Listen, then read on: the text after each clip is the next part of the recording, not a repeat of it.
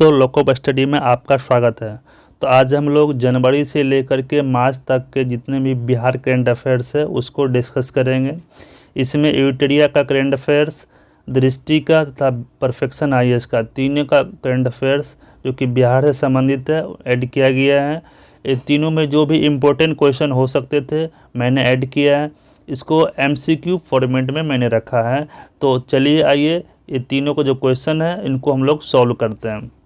तो पहला क्वेश्चन जो है, गुरु गोविंद सिंह जी का 10वां प्रकाश पर्व मनाया गया। 356वां, 57वां, 358, 359। गुरु गोविंद सिंह जी का 357वां प्रकाश पर्व हाल ही में मनाया गया। नेक्स्ट क्वेश्चन है, दुनिया की सबसे ऊंची प्रतिमा statue of wisdom JP Ganga Path के किनारे स्थापित की जाएगी। यह निम्न में से किसकी प्रतिमा होगी? स्टैच्यू ऑफ विजडम की बात करें तो यह डॉक्टर राजेंद्र प्रसाद की प्रतिमा है, जो कि 243 फीट ऊंची प्रतिमा बनाई जाएगी, जो गुजरात में स्टैच्यू ऑफ यूनिटी है उससे भी बड़ी प्रतिमा होगी। तो डॉक्टर राजेंद्र प्रसाद की प्रतिमा स्टैच्यू ऑफ विजडम नाम से जाना जाएगा। यह जेपी गंगा पथ बिहार में पटना के मरीन ड्राइव के आसपास बनाया जाएगा। इसका आंसर हो जाएगा 2, राजेंद्र प्रसाद। क्वेश्चन नंबर 3, बिहार के किस खिलाड़ी को राष्ट्रपति द्रौपदी मुर्मू द्वारा अर्जुन पुरस्कार से सम्मानित किया गया है?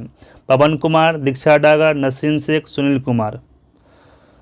जो द्रौपदी मुर्मू द्वारा अर्जुन पुरस्कार दिया गया उसमें से 26 खिलाड़ी को दिया गया अर्जुन पुरस्कार। उनमें से एक नसरीन शेख जी हैं जो बिहार के अररिया निवासी हैं।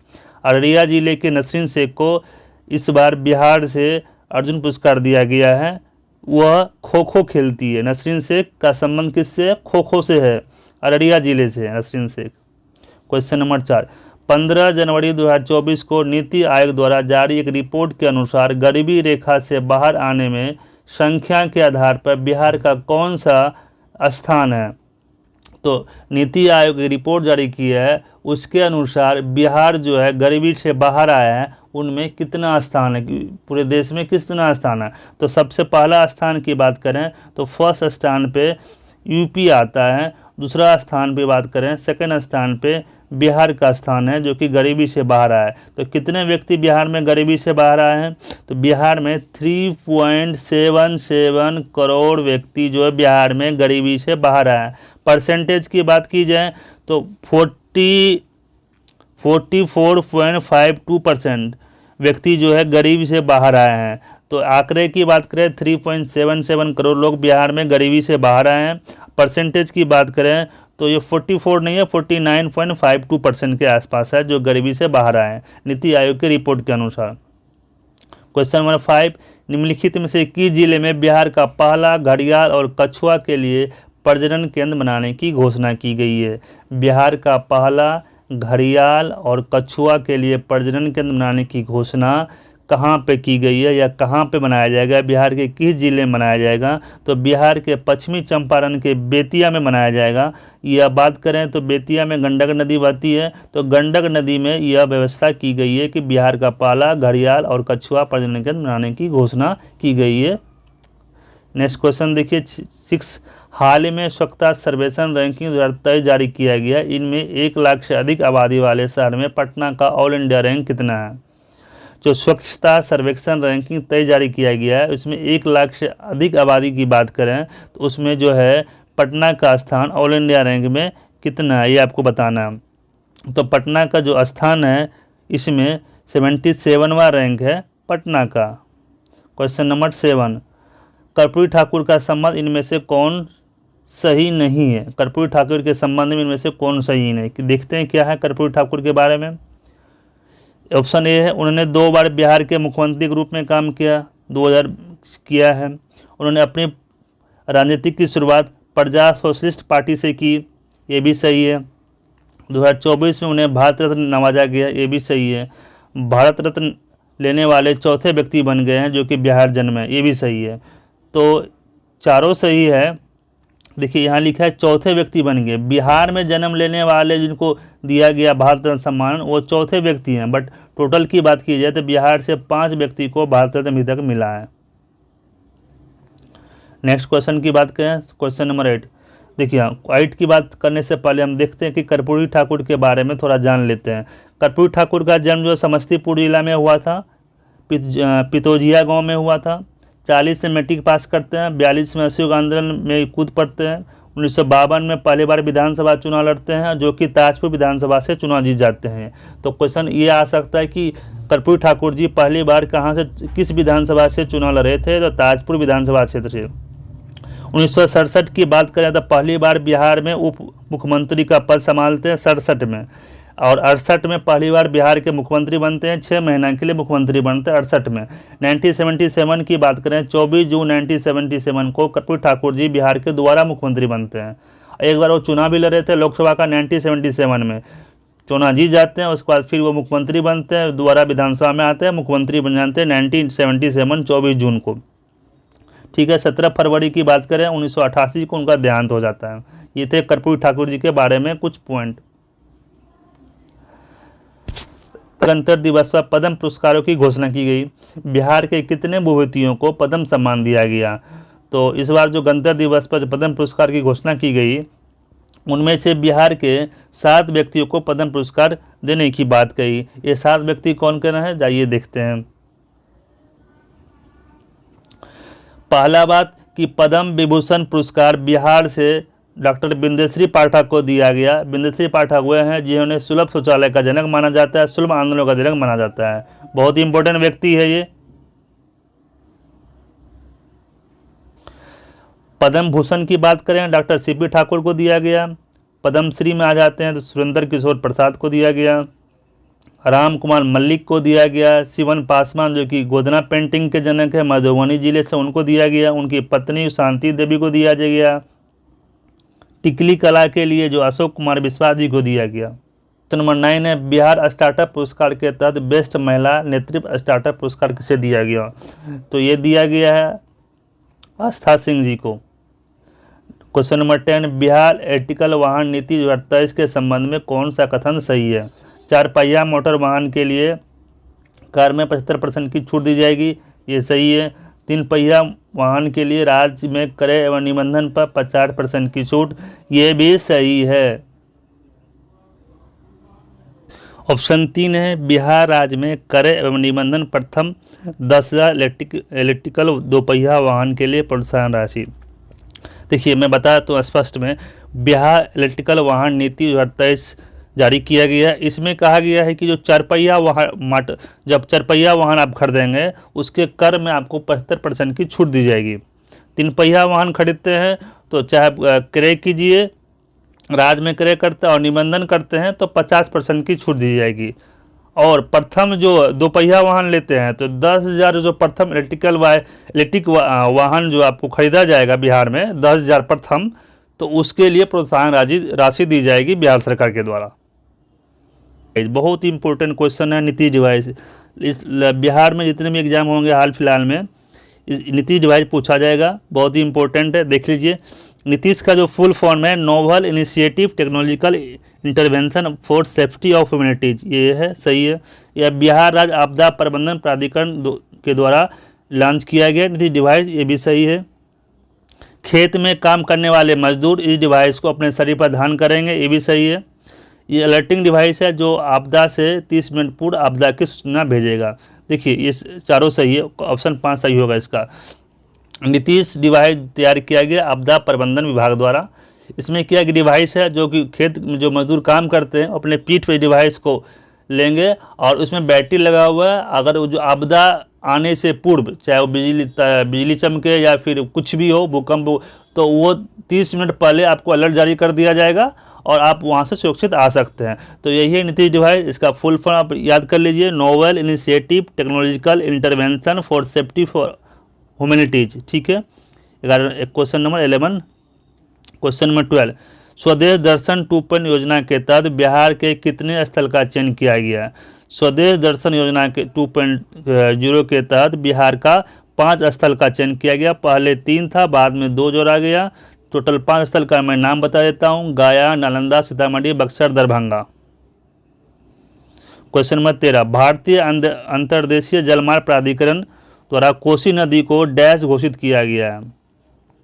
तो कोसी नदी को जलमार्ग संख्या 57, 58, 59 और 60 कौन सा घोषित किया गया? हाल ही में कोसी नदी को जलमार्ग संख्या 58 घोषित किया गया। तो ये भी इम्पोर्टेंट क्वेश्चन बनता है कि कोसी नदी पे पहले बिहार में कोसी नदी को जलमार्ग संख्या नहीं घोषित किया गया था, अब कोसी नदी को जलमार्ग संख्या 58 घोषित किया गया है। ये सही है, ऑप्शन नंबर 2 इसका सही है। नेक्स्ट क्वेश्चन देखते हैं 14, लघु उद्योग योजना के संबंध में कौन सा सही है? हाल में बिहार सरकार ने लघु उद्योग योजना की शुरुआत की थी। इसका उद्देश्य है जो बीपीएल परिवार है उनको उद्योग का अवसर प्रदान करना। इसमें क्या है कि जिसकी भी परिवार की मासिक आय 6,000 रुपया से कम है उनको ये लाभ दिया जाएगा। इस योजना के तहत 62 उद्योगों को शामिल किया गया है। 2 लाख की सहायता राशि दी जाएगी और 3 किस्तों में दी जाएगी। ये योजना 5 साल के लिए है, जिसका पाँचों आंसर सही है। ऑल द अबव इसका आंसर सही है। क्वेश्चन नंबर 15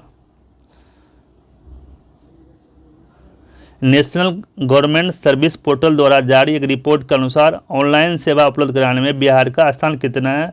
ठीक है, बिहार का जो स्थान है वो है आपको 18वां। 4 आंसर सही है। क्वेश्चन नंबर 17, बिहार सरकार द्वारा कितने करोड़ रुपए का बजट जारी किया गया है? तो बिहार सरकार द्वारा 2,78,725 करोड़ का बजट जारी किया गया है बिहार सरकार के द्वारा। ऑप्शन नंबर 1 इसका सही हो जाएगा। 78।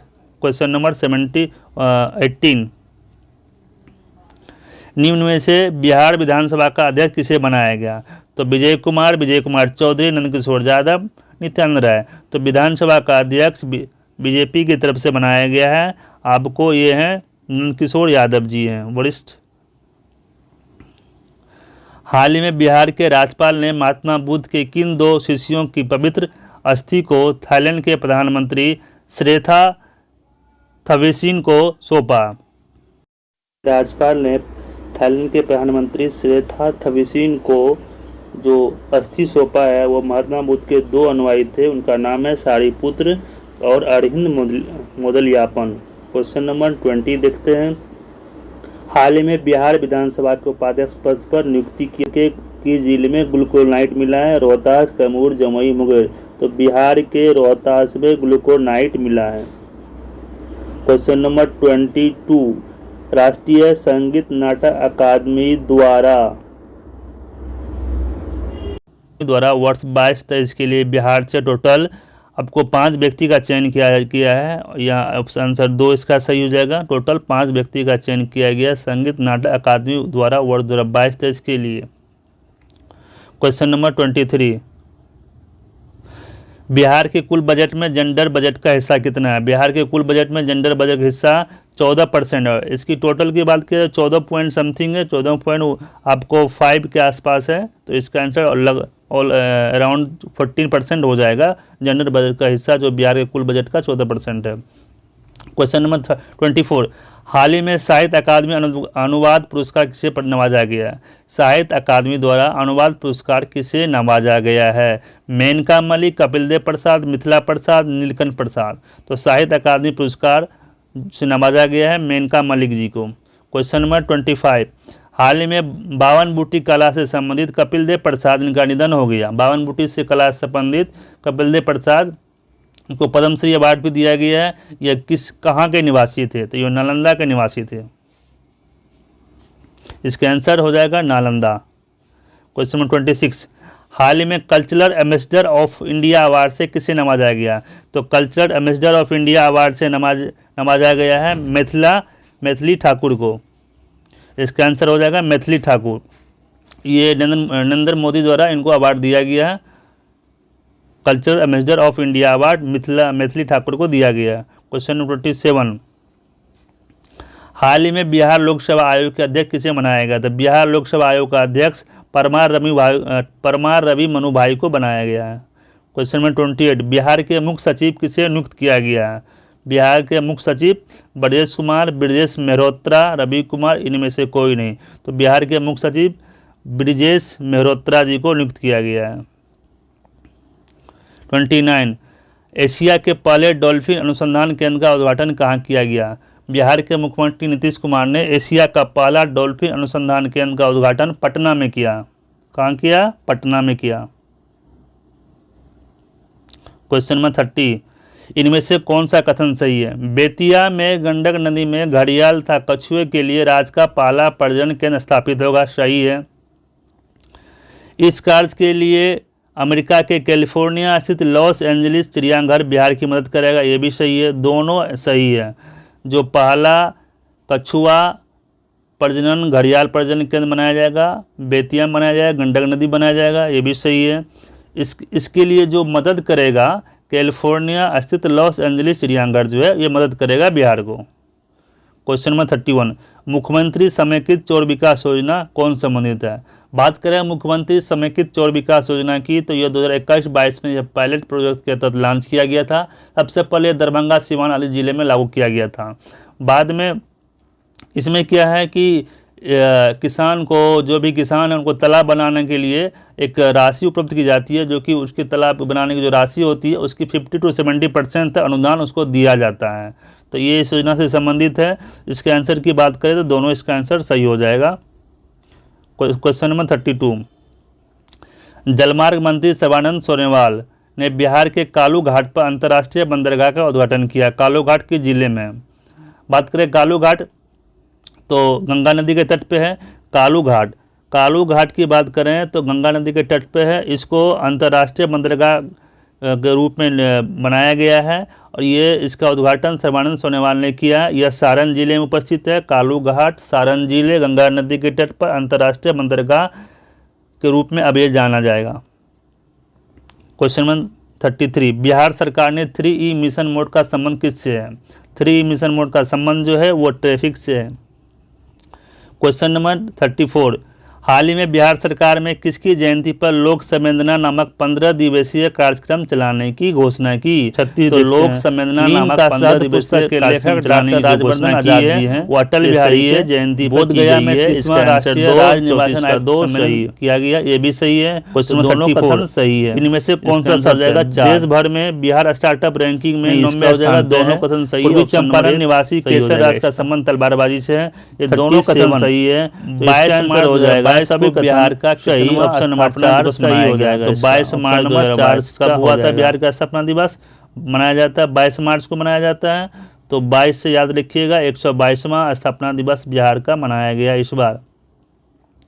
कितना स्थापना दिवस? 122वां स्थापना दिवस बिहार का इस पर मनाया गया 22 मार्च को। ऑप्शन नंबर 1 37 का 1। मुख्यमंत्री नीतीश कुमार ने अंतर्राष्ट्रीय कन्वेंशन सेंटर का उद्घाटन किस स्थान पर? 38। अंतर्राष्ट्रीय कन्वेंशन सेंटर का उद्घाटन नीतीश कुमार ने किया। यह बिहार के किस स्थान पे किया? बिहार के पश्चिमी चंपारण में किया। ऑप्शन नंबर 3 इसका आंसर सही हो जाएगा। ऑप्शन नंबर 39, प्रधानमंत्री राष्ट्रीय बाल पुरस्कार 2024 से बिहार के किस बच्चे को सम्मानित किया गया? अशफाक अहमद, मोहम्मद हुसैन, आदित्य राव, अरमान मलिक। किसे दिया गया प्रधानमंत्री राष्ट्रीय बाल पुरस्कार? प्रधानमंत्री राष्ट्रीय बाल पुरस्कार की बात करें तो इस बार 19 बच्चों को यह पुरस्कार दिया गया, बाल पुरस्कार। उनमें से पटना के मोहम्मद हुसैन जी हैं, उनको बाल पुरस्कार दिया गया है। ठीक है। 40, हाल ही में बिहार इलेक्ट्रिकल वाहन कॉन्क्लेव एक्सपो का आयोजन कहाँ किया गया? बिहार इलेक्ट्रिकल वाहन कॉन्क्लेव एक्सपो का आयोजन कहाँ किया गया? जमुई, नालंदा, पटना, बक्सर। बिहार इलेक्ट्रिकल वाहन कॉन्क्लेव का एक्सपो का जो आयोजन है पटना में किया गया। इस अवसर पर मुख्यमंत्री नीतीश कुमार ने 2 वाहन खरीदा, 2 कार भी खरीदा गया नीतीश कुमार के द्वारा। तो इसका आंसर 3 हो जाएगा। जनवरी से लेकर के मार्च तक के बिहार करंट अफेयर्स थे, इस सबको मैंने डिस्कस किया।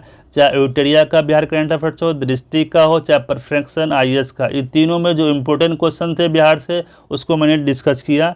नेक्स्ट जो वीडियो आएगा उसमें हम अप्रैल से लेकर जून तक के करंट अफेयर्स को देखें। इस तरह हम लोग 3-3 मंथ का वीडियो बनाया, 3-3 मंथ का करंट अफेयर्स को डिस्कस करेंगे। ठीक है। इसमें यूटेरिया का भी मैगजीन रहेगा, दृष्टि का भी रहेगा, परफेक्शन IAS का रहेगा। आप लोग को कहीं जाने की जरूरत नहीं है, हम तीनों मैगजीन में से इम्पोर्टेंट करंट अफेयर्स को डिस्कस कर लेंगे MCQ के माध्यम से, क्योंकि MCQ के माध्यम से जल्दी याद होता है। तो आपको ये वीडियो अगर अच्छा लग रहा होगा तो प्लीज़ ज़रूर लाइक कीजिएगा, चैनल को सब्सक्राइब भी कीजिएगा। धन्यवाद। जय हिंद।